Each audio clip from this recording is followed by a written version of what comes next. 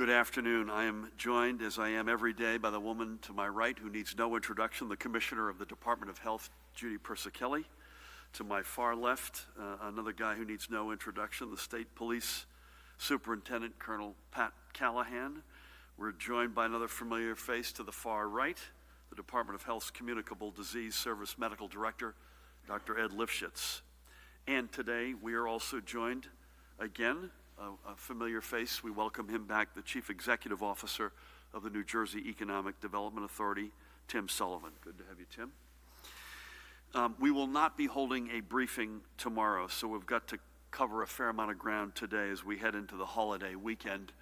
We'll get right at it, and I think unless you hear otherwise, we'll be with you Monday at 1 o'clock in this room. So first, today is July 2nd, and we have a whole slate of economic restarts happening today as we head into the long Independence Day weekend. Today, our casinos may reopen, as may our outdoor amusement and water parks and many indoor recreational facilities. Our museums and libraries may reopen their doors, and our playgrounds are open once again, among other locations. As you continue to get back out, please continue to keep a social distance from others and wear a face covering. And if you are going to be in an indoor business, remember that face coverings are required before you step foot inside. So let's all have an enjoyable holiday, safe holiday weekend wherever we go. But again, please be responsible in your behavior. Next, I've asked Tim to join us today to speak a little bit more on the efforts of the EDA to assist our business community throughout this pandemic and to help position our economy for long-term health as we continue our restart and recovery. We have discussed before the EDA's offerings to help our small business sector through what is undoubtedly the most challenging period many of them have ever experienced and likely ever will experience. And those offerings have included millions of dollars in grants to small businesses and direct cash support for micro businesses. And while the EDA has been there to help support many established small businesses, their efforts have also been noteworthy to the many nascent startup and newly emerging businesses whose access to vital capital has been greatly impacted by the COVID-19 pandemic. The EDA created a separate program especially for them, the Entrepreneur Support Program, with $5 million in guarantees for private sector investors making working capital loans to New Jersey-based startups and new cutting-edge enterprises. And by working alongside investors as opposed to providing direct cash to businesses, we are strengthening the system through which these businesses receive their capital. This is a classic, Tim. Either we can give you the fish or teach you how to fish. And this is a classic case of enhancing the system, not just delivering much needed capital to the end user. On Friday, the EDA announced the first 5 recipients under the Entrepreneur Support Program for a total of $700,000 in investment guarantees. And yesterday, I actually had the great pleasure of speaking with the CEO, Madhu Stemmerman, who is alongside her husband, Andrew Stemmerman, of Eatontown-based Sunray Scientific. They are each incredibly impressive. Madhu and I had a really good conversation. She's a Boilermaker, a chemical engineer from Purdue University in West Lafayette, Indiana. Sunray just moved, as I mentioned, to Eatontown from Long Branch, so still in the Monmouth County family.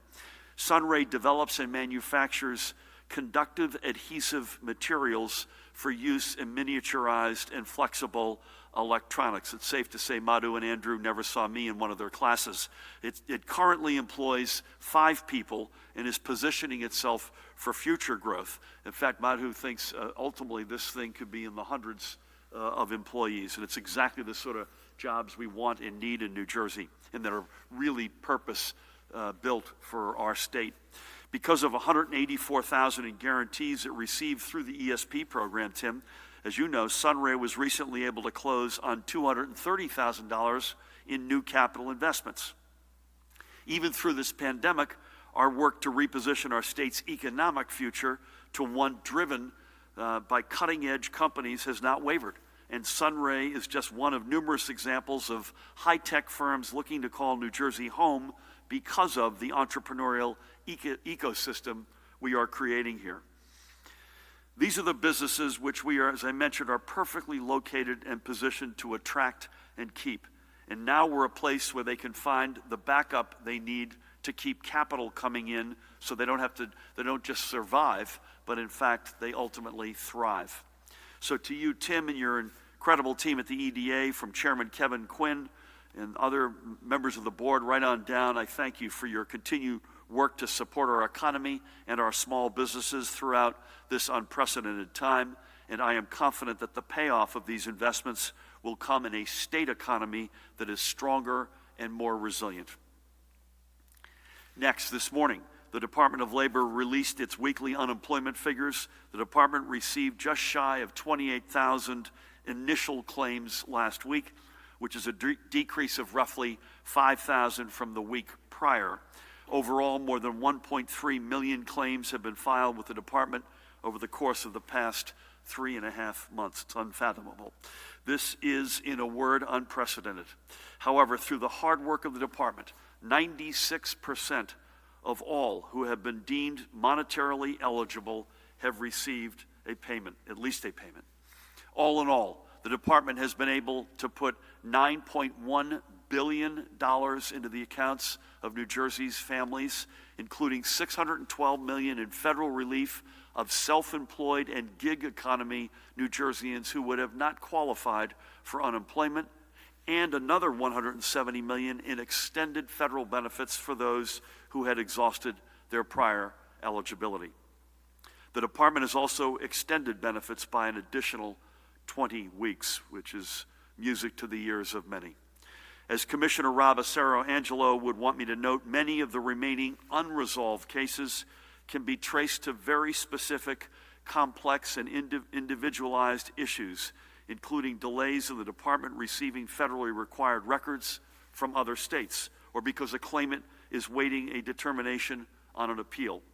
But the department continues its work to ensure that every New Jerseyan who is eligible for benefits gets every penny which they deserve. As always, I thank Commissioner Acero-Angelo and his team, especially the women and men on the front lines who have been working hard every day to get answers, for everything they are doing to support our deserving workers and their families in this time of extraordinary need.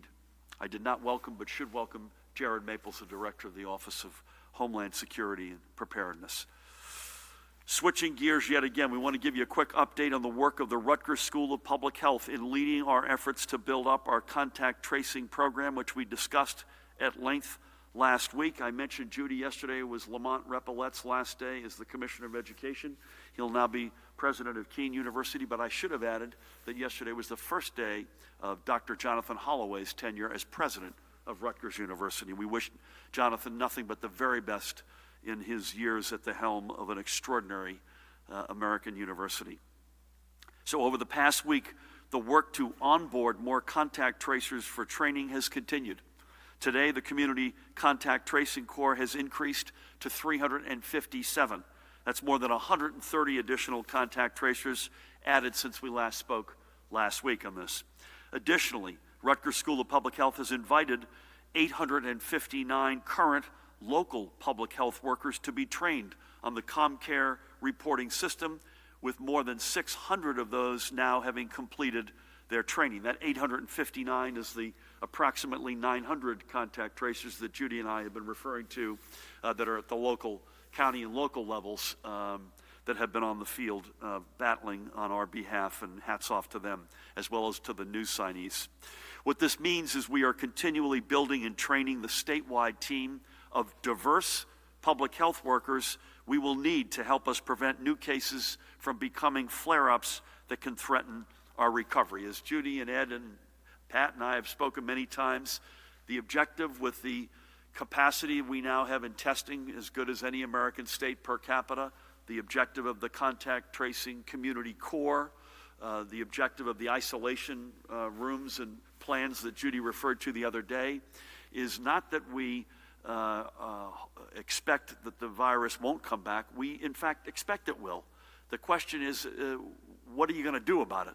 And the fact of the matter is, with the testing, tracing, and isolation trinity that we have in place right now, the expectation is we can spot it, surround it, isolate it, and drive it back into the ground. Those are assets we literally did not have at our disposal, other than some contact tracing at the local and county level. We did not have when this crisis started back when we first formed the commission that you still chair on February 2nd. Those were assets we did not have. We now have them. And we hope that that is a huge boost in confidence for folks to be able to get back out there and engage in society and economy. Before I get switching gears again, before I get to the overnight numbers, I want to give a brief update on New Jersey's response rate to the 2020 census.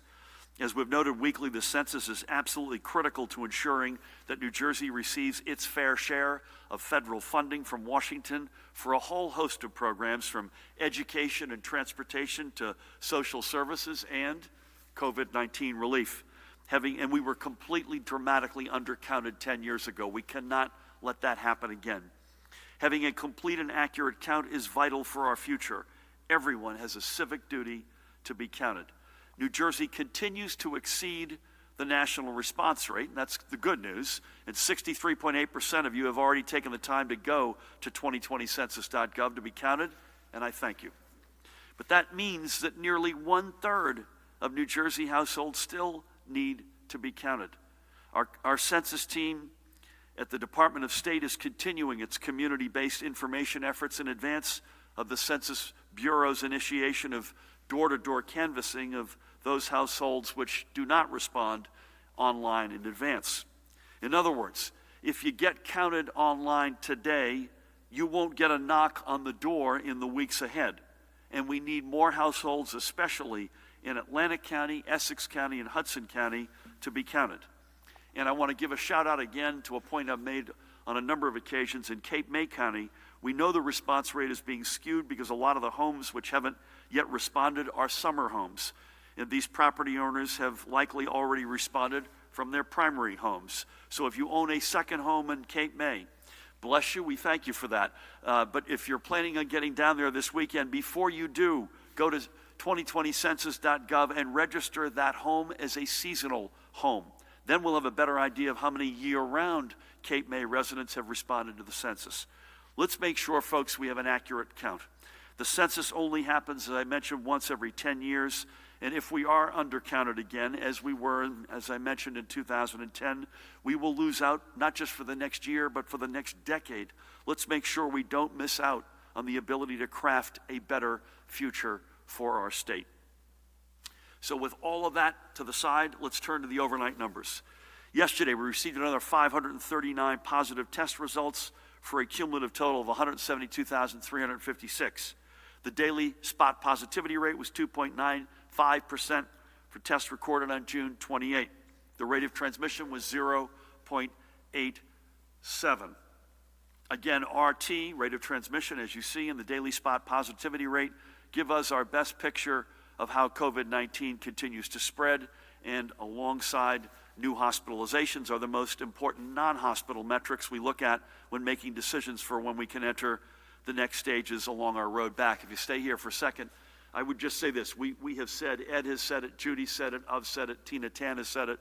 Just because you get a little bit more one day to the next or a little reduction one day to the next, that's not a trend. But it is worth noting. We have more daily positives today. The spot positivity is up slightly. The rate of transmission is up slightly, and that's something that we're going to keep a close eye on. Looking to our hospitals, the total number of residents hospitalized for COVID-19 yesterday was 1,027. The number of patients requiring intensive or critical care was 216. The number of ventilators in use was 170. Now, all three of those numbers are down from Tuesday. So let's also keep that in mind. There were 51 patients who are known COVID positive admitted to our hospitals, while 83 live patients were discharged. Here are how these daily numbers feed into the overall trends. But even though we have lots of positive data to see, we know we still have challenges ahead. We need to improve our standing among all states. We need to keep pushing ourselves down on these rankings. Today we are reporting with the heaviest of hearts, an additional 27 confirmed COVID-19 deaths, and that total is now 13,251 confirmed fatalities from our New Jersey family. The number of probable deaths that Ed went through the other day remains unchanged at 1,854. As we do every day, let's remember 3 more of the New Jerseyans who we lost. We'll start in North Bergen, a great community in Hudson County. And that was the home of Mary Klesch. You can see Mary there. She was born in Vineland in Cumberland County, and her early life eventually took her to Hazleton, Pennsylvania, where she met the young man who would be her husband for the past 55 years, Joseph. The couple moved first to Pennsauken before eventually settling in North Bergen.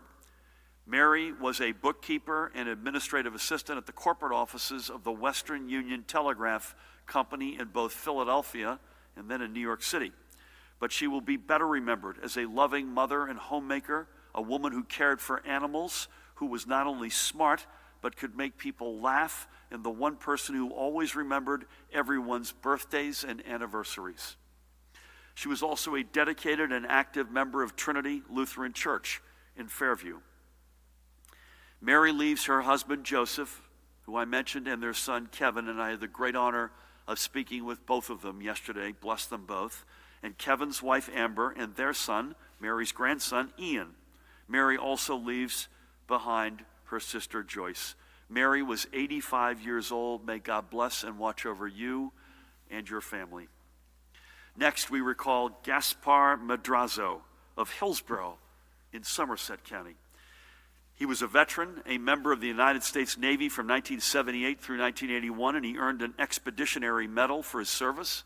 After his military service concluded, Gaspar found his next calling in law, starting as a patrol officer, eventually being promoted to detective, and again later to criminal investigator before retiring in 2006. Gaspar made the most of his retirement, spending time with his children and doing as much hunting, fishing, and camping as he possibly could. He will be remembered for his warmth and willingness to lend a hand to whoever needed it. Gaspar leaves behind his wife of 23 years, Anne, who grew up in Da Nang in Vietnam and whose family is still in Da Nang, and their 3 young daughters, Vi, Gia, and Tiffany, and they are 21, 19, and 16 respectively. He is also survived by his older sister, Nancy, brother, Artie, and sister-in-law, Maggie, and 4 nieces and nephews. And Gaspar, for that extraordinary life he lived, was only 60 years old. We thank Gaspar for his service to our nation and to his community, and may God watch over his soul and his family. Finally, we remember Melicio Morales of Gloucester City. A native of Mexico, Melicio came to the United States 22 years ago at the age of 39 for the same reason that so many others have come here, to find better opportunities to provide for his family and to live out his American dream. Melicio was a hard worker and found his calling in the restaurant business, working at Westmont Bagel in Haddon Township, Seasons 52, and other establishments. He is survived by his wife of 42 years, Maria Isabella, and their 6 children, Elizabeth, Alfredo, Daisy, Leslie, Eric, and Kenya. He also leaves behind his younger siblings, Julian, Alejandro, with whom I had the great honor of speaking yesterday, Roberto, and Nicholas. He came here for a better life and found it, and COVID-19 took him away. And his story, by the way, before we leave this, is extraordinary. I asked his brother how his wife, Maria Isabella, was doing, and he said, and this is the life that too many families right now are forced to live, and it's not who we are as a nation. And it pained me deeply. I asked him how his wife was doing, and he said, his brother said, not well. She hadn't seen him in 23 years. And I thought for a minute, well, maybe they weren't together anymore. They were together. He moved to New Jersey to make money to educate his 6 kids.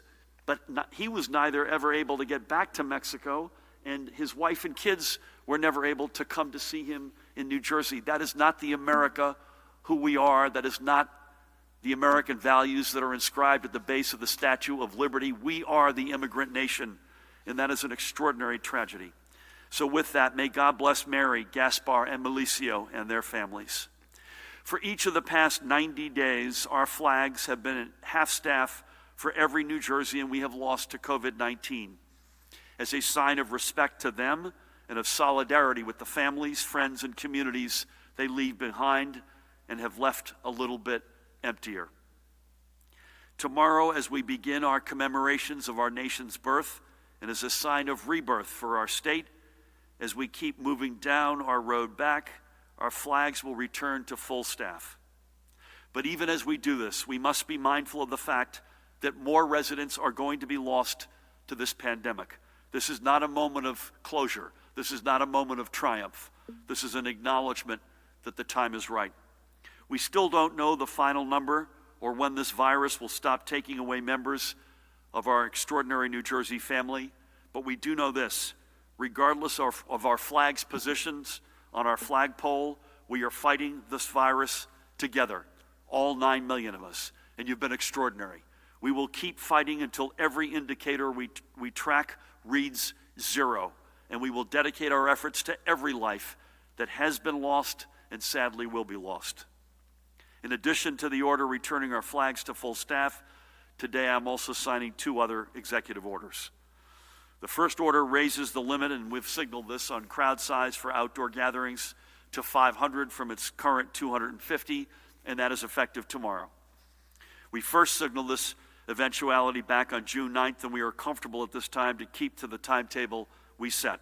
So on Monday, when outdoor graduation ceremonies are slated to begin and games to be played, schools will be able to accommodate them.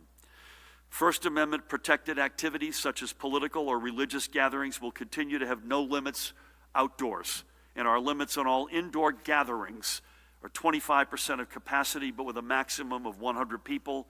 That remains unchanged. Additionally and separately, I have extended the public health emergency in our state for an additional 30 days.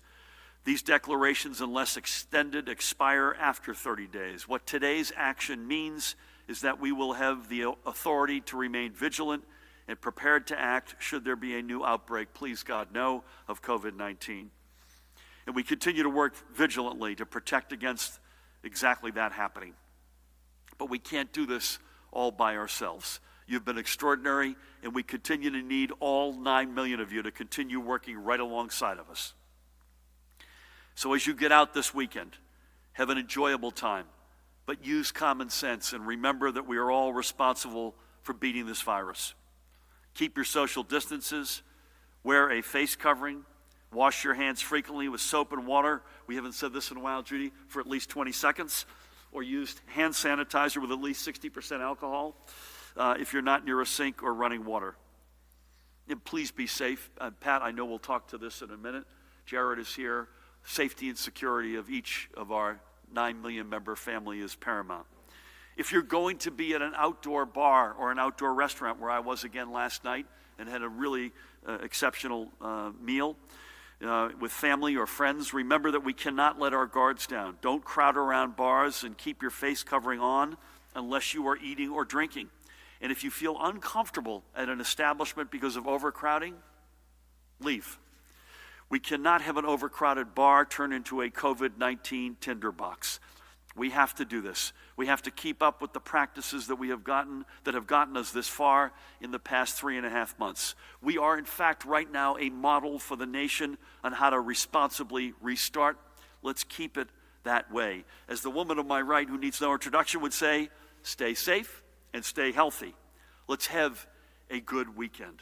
And with that, may I turn the program over to the guy on my left side, the extraordinary Chief Executive Officer of the Economic Development Authority, Tim Sullivan. Well, thank you, Governor. It's great to be here again, and great to be here with you, Colonel and Commissioner. I just wanted to provide a quick update, as the Governor described, on the economic relief efforts that have been underway since this pandemic broke out in March. The Governor has directed us and given us strong encouragement to be leaning into supporting our smallest businesses that were the least prepared and the least well capitalized heading into this crisis, and we've been working around the clock to deliver on that. Since the packages of aid have been released, we've supported nearly 7,000 businesses, 6,700 businesses as we sit here right now, through our variety of our programs, more than $25 million of funding deployed and out the door. We expect to, in the next couple weeks, have that 7,000 number go up by about another 10 or maybe 12,000 as we continue to roll through the Phase 2 grant program, which I'm also happy to provide an update on. The governor mentioned June 9th, which I was here that day as well to describe the application process. Under Phase 2 of our grant program, we've now awarded about 3,300 grants for a little more than $11 million of that $45 million that was allocated.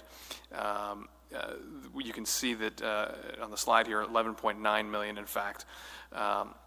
We focused really aggressively on making sure that these grants were made available for businesses that are historically left out of small business programs, minority-owned firms, women-owned firms, businesses that are located in high poverty, high unemployment, low-income census tracts.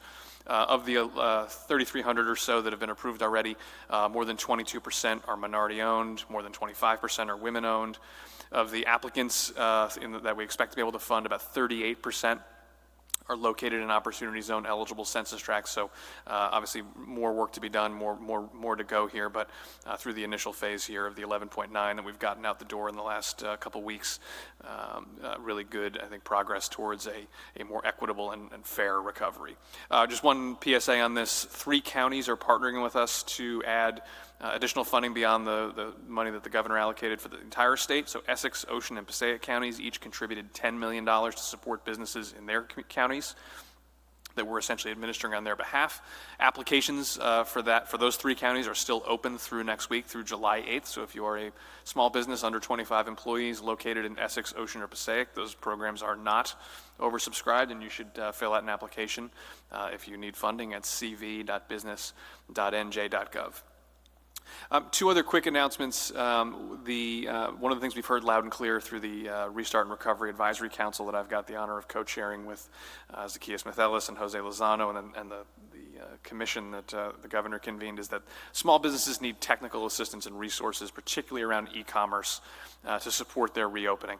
These are your sort of prototypical mom and pop operations that maybe never got around to building a website or never figured out how to do electronic scheduling for their workers or do web booking for appointments at a barbershop or a nail salon. And that was okay pre-COVID, but now in an era of limited capacity and more need to rely on technology, we're going to be launching a program to provide direct support to those businesses. They'll help you build a website, help you set up your online shop, e-commerce platform, help you figure out a delivery technology platform. And so we'll have some more details on that in the next week or 2, but we're going to basically launch a pilot program, kind of work out the kinks and see what works, and then scale that up and hope to support thousands of businesses get the technical assistance they need. Last thing I'll mention, both chambers of Congress passed an extension of the PPP program that the SBA is running. There's a little bit more than $100 billion with a B of funding left in that program. I don't know that it's been signed yet, but it passed both chambers of Congress. New Jersey businesses have received a little more than $21 billion of SBA programs, which have been critical, vital lifelines as well. Again, we wanted to make sure, as part of Governor Murphy's commitment, not just being stronger, but fairer in how we think about recovery and economic development, that we worked really hard to make sure that small businesses, particularly businesses that are minority and women-owned, veteran-owned, were able to access these programs. We've partnered with the African American Chamber of Commerce, the Veteran Chamber of Commerce, the Statewide Hispanic Chamber, and Rising Tide Capital to help small businesses apply for these SBA programs. Those 4 organizations have helped more than 400 applications go into those programs, which is a lot. And we're announcing today that we're extending those partnerships to extend through the extension of the federal program that looks like that'll be happening in the next day or so here. So if you are in need of support and need of resources through the SBA's programs, not just their members, but anyone can contact any of these 4 organizations to get support and technical assistance to fill out those very complicated applications. So a lot going on. We'll continue to work around the clock to get as much resources on the street as we can. And with that, Governor, yield the floor back to you. Tim, great work. And God knows we've spent a lot of time, for instance, talking about restaurants and hospitality, restaurants and bars, and we've spent most of our time talking about the public health reality indoors at those locations. But they're the best example of an entire community of small businesses that have been crushed by this.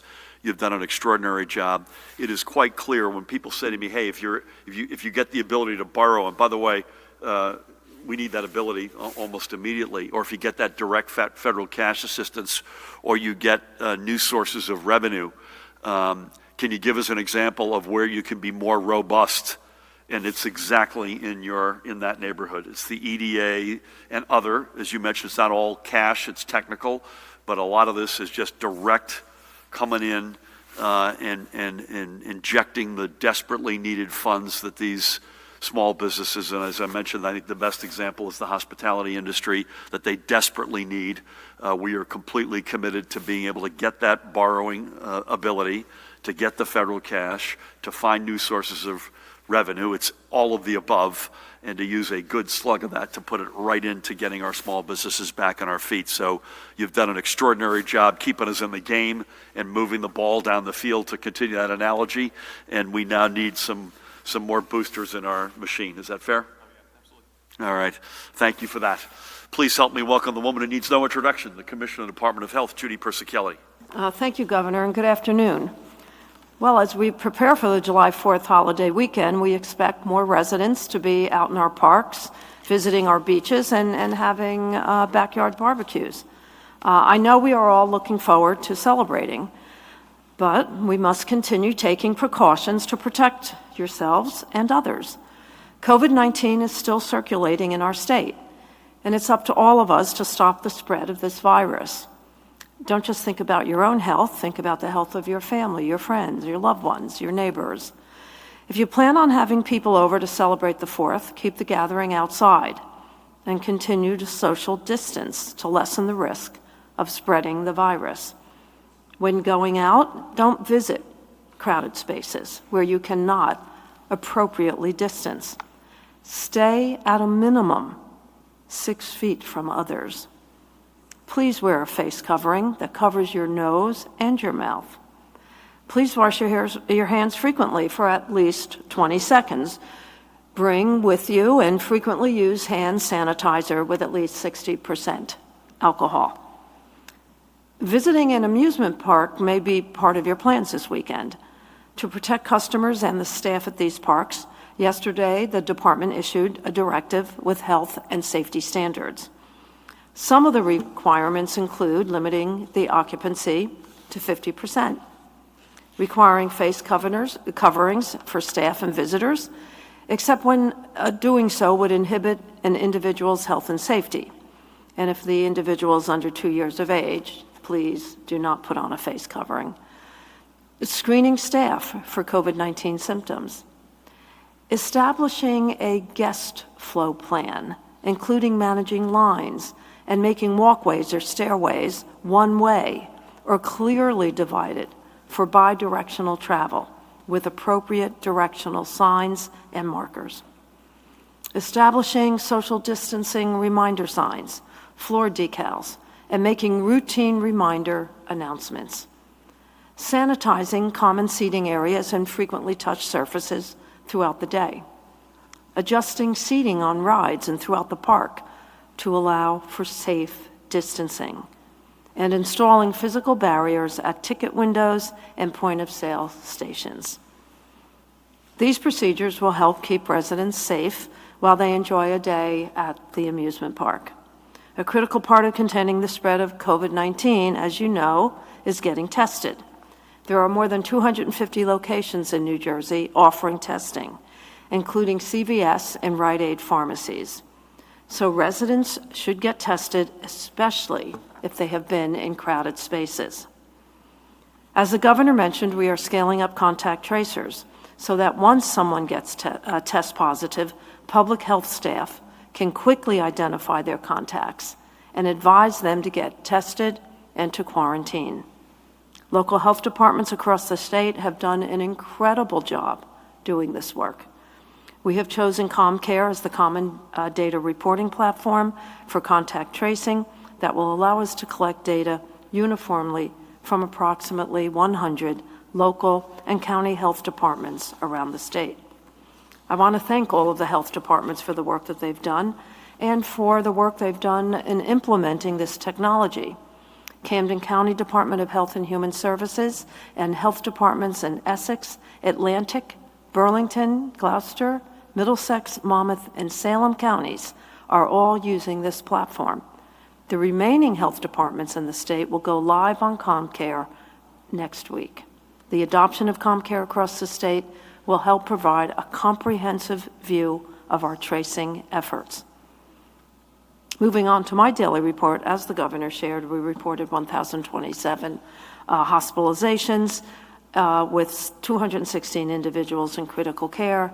79% of those critical care patients are on ventilators. We are reporting 3 new cases of multi-system inflammatory syndrome in children, for a total of 51 cases in our state. The children affected have either tested positive for active COVID-19 infection or had antibody tests that were positive. Fortunately, in New Jersey, there are no deaths reported from this syndrome. The ages of the children affected range from 1 to 18. 9 of the children are currently hospitalized. The breakdown of race and ethnicity of these cases is white 16%, black 34%, Hispanic 39%, Asian 7%, and other 5%. The governor reviewed the new cases and deaths reported today. In terms of deaths, the breakdown is as follows: white 54.1%, black 18.2%, Hispanic 20.3%, Asian 5.6%, other 1.8%. At the state veterans' homes, the numbers remain the same as we've been reporting, as are the numbers at our psychiatric hospitals. The New Jersey daily positivity as of Sunday, June 28th, was 2.95%. In the northern part of the state, 2.99%. The central part of the state, 2.78%. And the southern part of the state, 3.1%. That concludes my daily report. Enjoy the holiday weekend safely. Continue to practice social distancing, wear a face covering, and wash your hands frequently for at least 20 seconds. Stay connected, stay safe, stay healthy, wear your face covering, and get tested. Thank you. Well said and well done, Judy. I'm flying the colors here today. I want you to note that I acknowledging the birth of the birthday of our nation. Can I ask Ed call it audible? It's clearly different on the outside than inside, but as we open up the amusement and water parks, playgrounds, to pick 3 areas that families will be going and taking kids there, there's been a lot of discussion over the past 3.5 months on what coronavirus looks like on surfaces. And I know the folks who are out there. The good news is we wouldn't be doing this if we didn't have confidence that the protocols were in place to make sure that the surfaces were as hygienic as possible. But Ed, any comments on this virus on surfaces?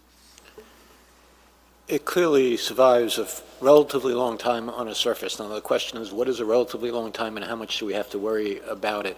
And that depends on a lot of different things. It depends on how porous the surface is. It tends not to live as long, for example, on things like cloths or paper, compared to smooth surfaces like playground type equipment.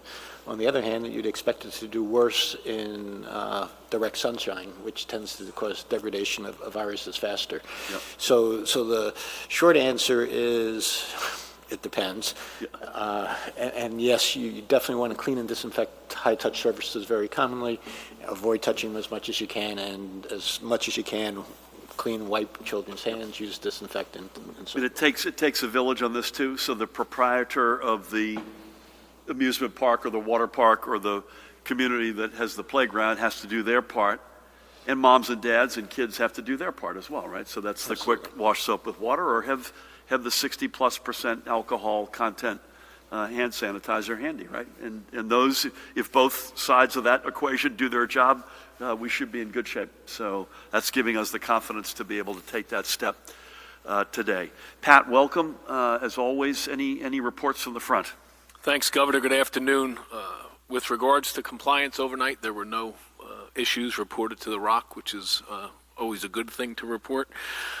From the Rock this morning, I had the opportunity to get on with chiefs and law enforcement from across the entire state to talk about the large-scale and special events that are coming up over the next few days, including protests and fireworks and different deployments that we have, and also to thank the law enforcement community for what they've done with regard to EO compliance and protests over the last 3.5 months.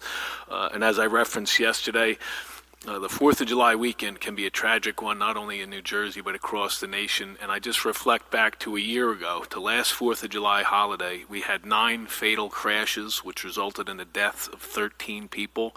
4 of those crashes were alcohol and drug related.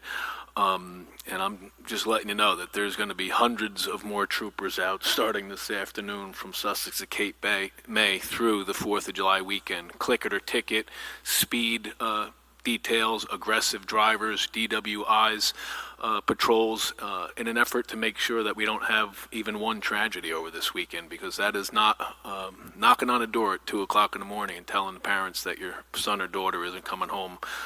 From personal and professional experience, I can tell you it is one of the worst things that you have to do in this profession. So I just ask that everybody stay safe and enjoy the birthday of the greatest nation on earth. Thanks, Gov. Amen to that, the greatest nation on earth. For all of our challenges, we remain the king of the hill. 2 things, one specific to that last set of comments and one more broadly on knucklehead behavior.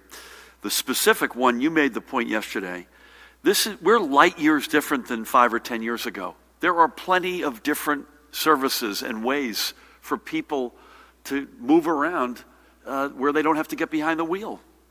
So please, God, don't get behind the wheel if you're impaired, and don't get into a car with someone who is behind the wheel who's impaired.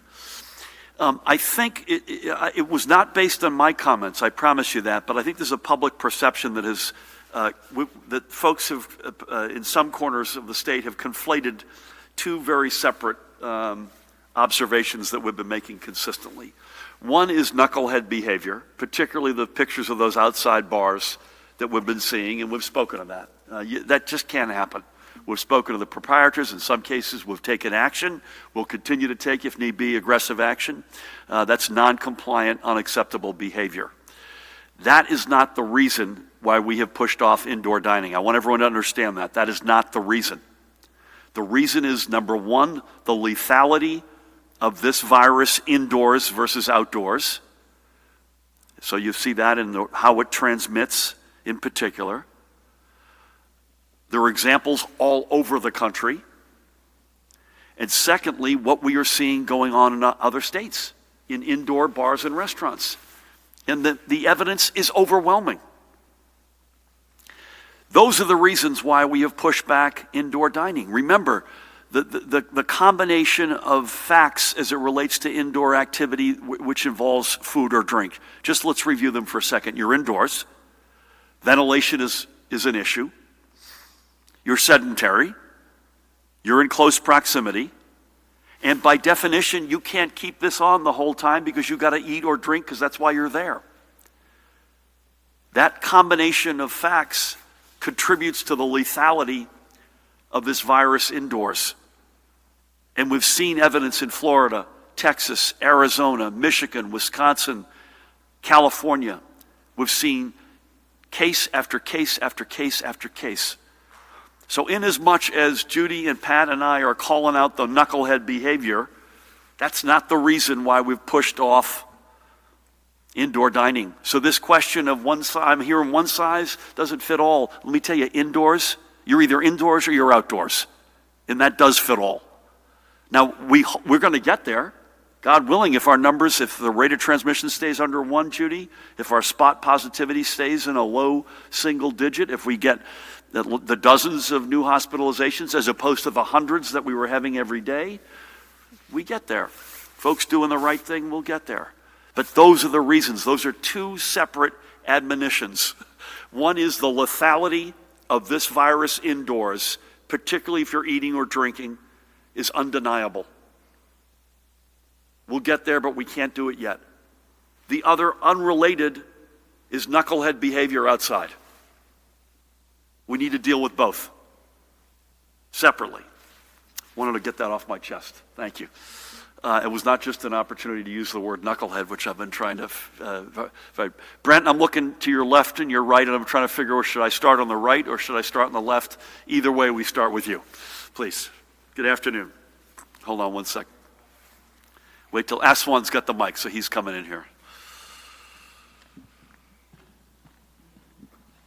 Please. Good afternoon, everyone. So we saw only a few dozen new hospital admittances in the last few days and more discharges, but hospitalizations rose the other day. How does that work? I'm a little confused. 2, do these new reopenings today or in the next few days include indoor rec centers, dance classes, and indoor gymnastics? And what about indoor pools? Why was simulcasting at the Monmouth and Meadowlands racetrack not restarted today when sports books and the tracks are open for business? What are your plans, Governor, for the 4th of July weekend? And you said yesterday you had switched the desk you used from Woodrow Wilson's desk. Where is that desk now? And how did you come to use Woodrow Wilson's desk at all? And what desk will you use now? Some of these I'm qualified to answer, and some of them I'm not. I think Judy, I want Judy to weigh in here on the hospitalizations. I think we alluded to this yesterday.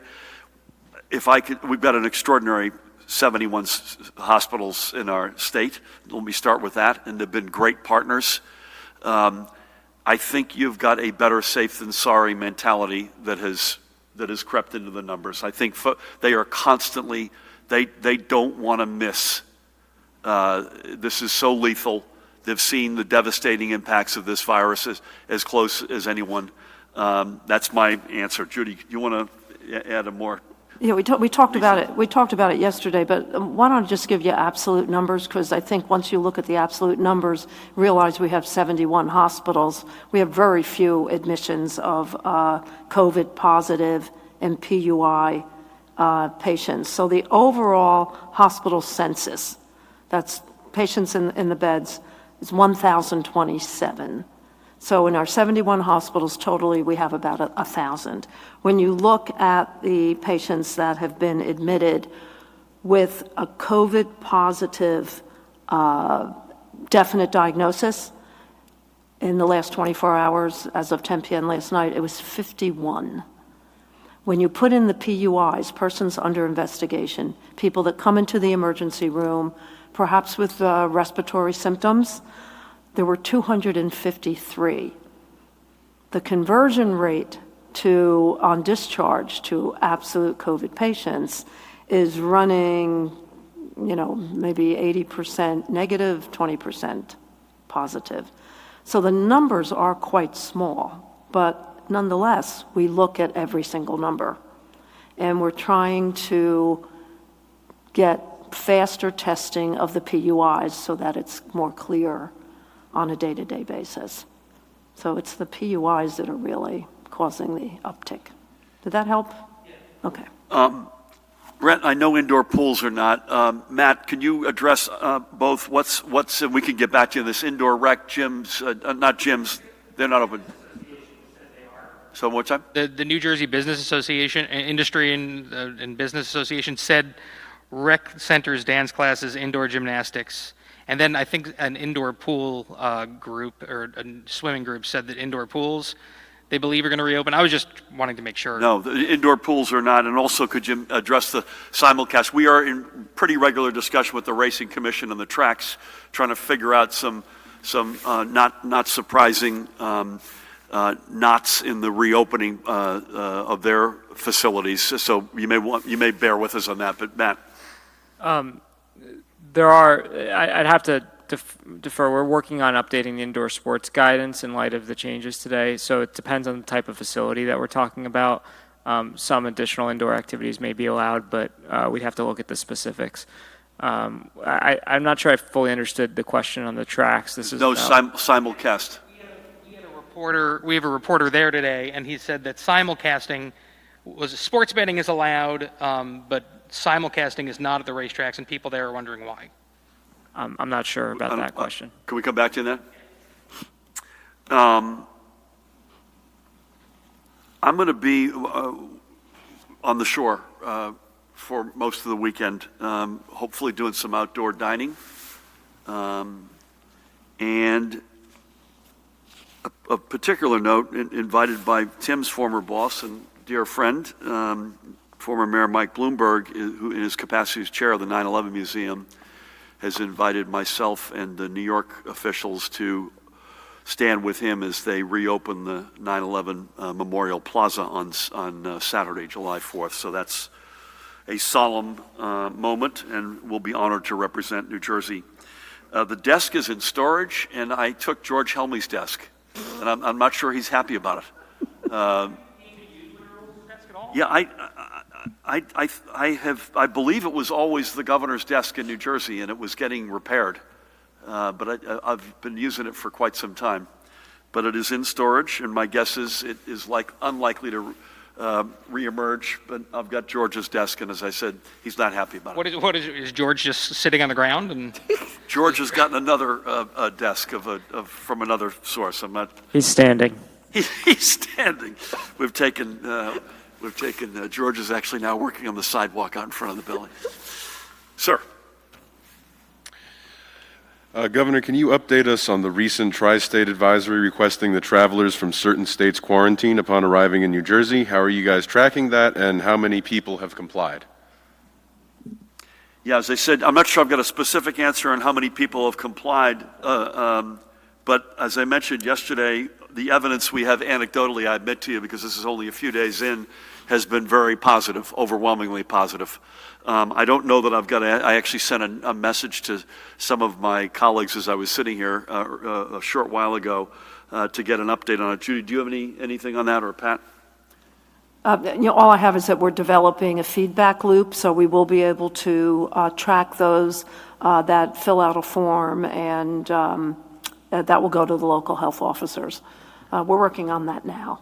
I mean, as we said, we wanted to get out there quickly. This is one where most of the things we do, we have a longer runway, we run all the traps, and then we go live with it. This is one because the bully pulpit really impacts this one. We wanted to announce it quickly and then fill in the details as we go forward.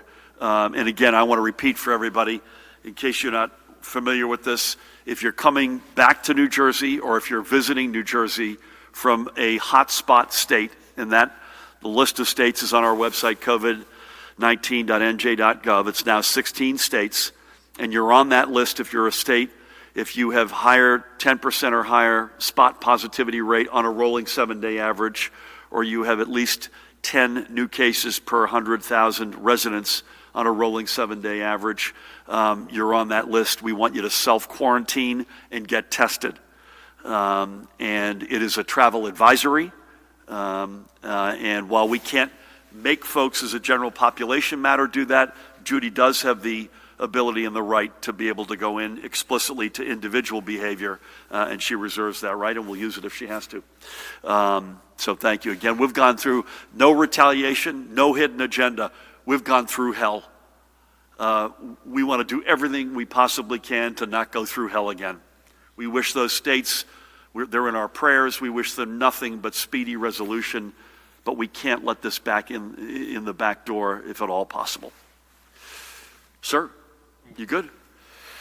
I'm going to, as we pack up here, I want to repeat something that we haven't said in a couple of days, and that is Tuesday's Election Day. And we have a hybrid system in place. And we take any concerns we hear that we've heard very seriously, and we try to run them down, whether it's with the U.S. Postal Service, with whom we're on regularly, or county clerks or other counterparts. This is a hybrid election in the sense that if you're registered either as a Democrat or Republican, you got a ballot. If you're an unaffiliated person, you got an application for a ballot. And you have two choices, either to vote by mail, therefore, or to show up and vote in person on Tuesday. Each county has been required to have at least 50% capacity of in-person locations on Tuesday, and at least one location per municipality. My strong plea is vote by mail.